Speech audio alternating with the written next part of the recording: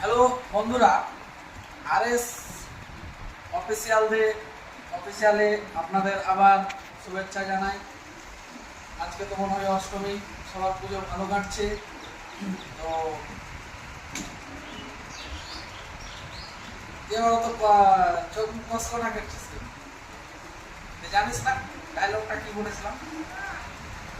জুবিনদার fan, আমার কোনো ধর্ম নাই, আমার কোনো জাতি নাই, আমার কোনো ভগবান নাই, ঠিক আছে?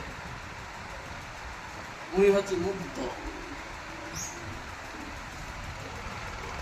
তো হ্যাঁ বন্ধুরা, যেটা বলছিলাম, সময় নষ্ট না করে, এক আমাদের পাবলিক আছে, তো তাদের ধর্ম নিয়ে বেশি ওর মাথা খারাপ, ওই জন্য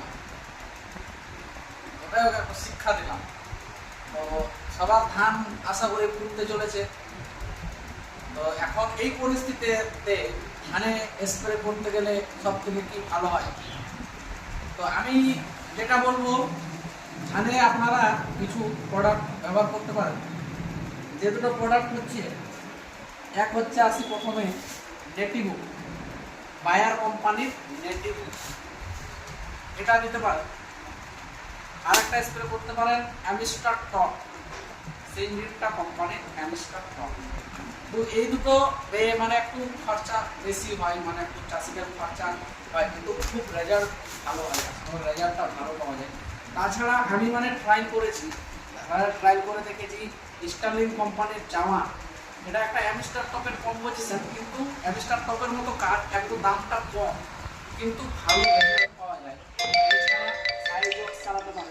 তার সঙ্গে একটা বিশেষ ওষুধ, এটা চাষিরা ভুল করবে না, এটা খরচা একটু বেশি হলেও এটা চালাবেন। পাইমেট্রোজেন 50%, পাইমেট্রোজেন 50%, এটা সিনজেন্টার হয়ে থাকে, আরবিসির হয়ে থাকে। তারপরে আরো বিভিন্ন কোম্পানি পাইমেট্রোজেন, যেটা চোষক পোকা, এই চোষক পোকা।